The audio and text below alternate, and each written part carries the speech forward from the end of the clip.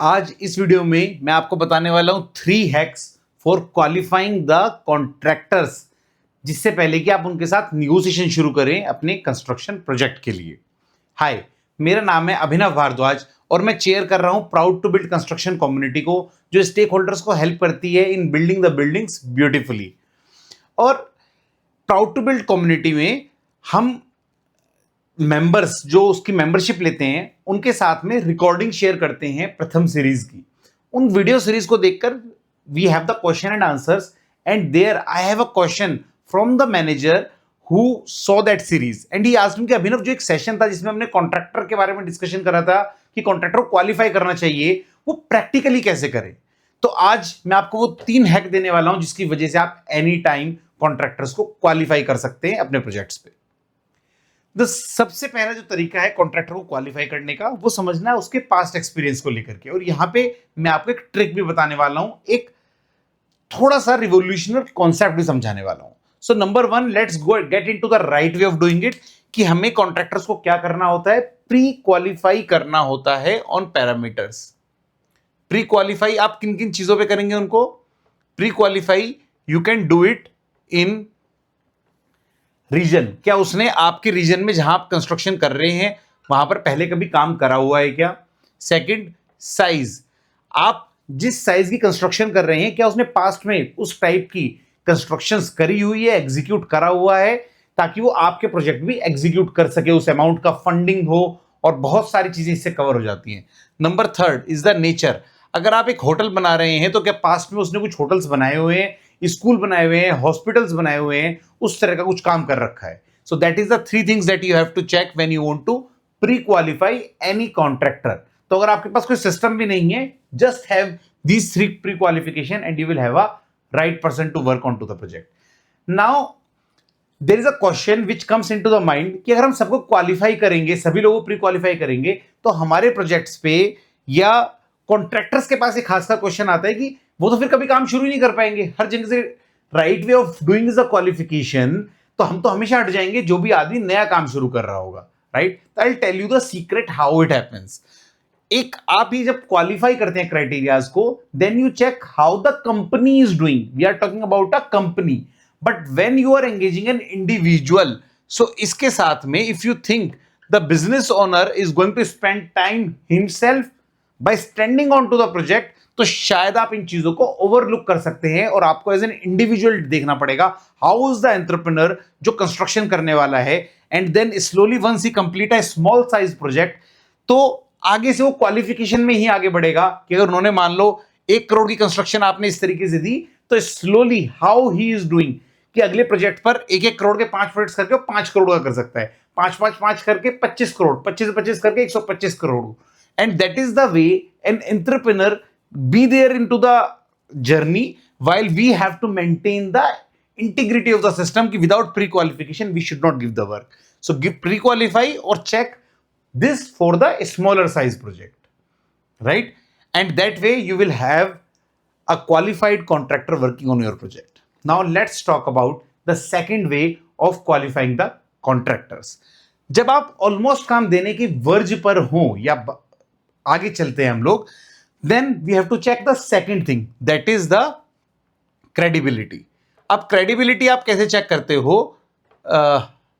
जहां पर उन्होंने पहले काम करा है, पास्ट प्रोजेक्ट्स जो उन्होंने एग्जीक्यूट करे हुए हैं, एग्जीक्यूटेड प्रोजेक्ट्स को विजिट करके, right? So you have to do visits, what is required?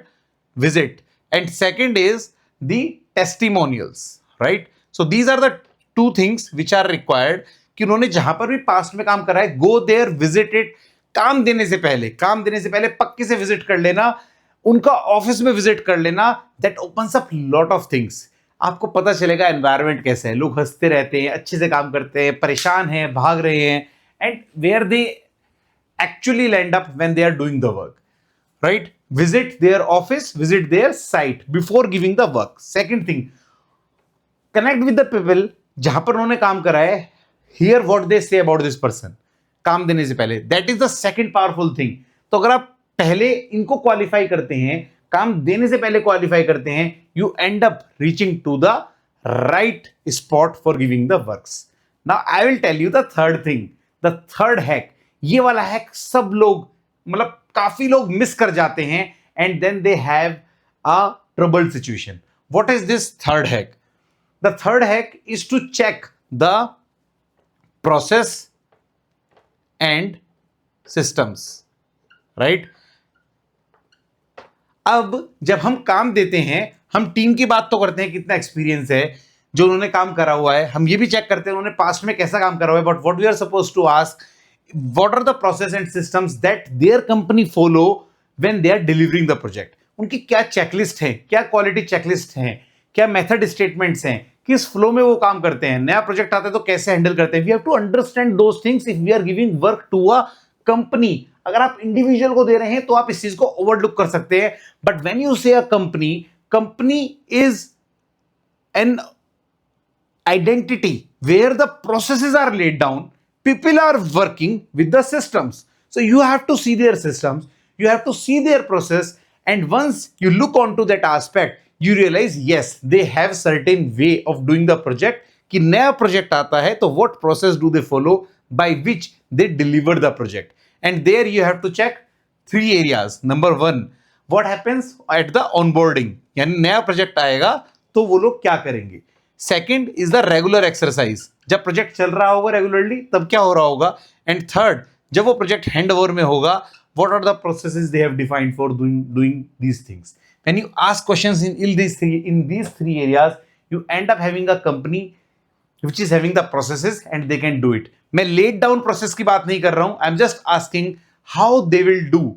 Just ask this question and you will have a powerful contractor on board. So in this video I have told you 3 hacks जिसमें बिना ज्यादा मेहनत करे आप immediately qualify कर सकते हैं. This is before giving any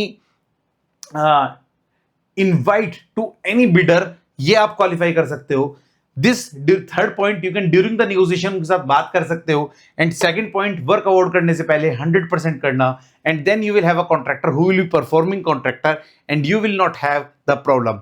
And trust me, this is an ecosystem I have shared it with you कि जहां पर जिसने काम भी शुरू नहीं करा है वो राइट सेट ऑफ वर्क करता है, स्लोली ग्रो करता है, सिस्टमेटिकली ग्रो करता है, and they can also do the right and bigger project. No cheating, no wrong way of doing it, no bad practices, just doing the things right in a right way, because that's how you end up building the buildings beautifully with this ecosystem.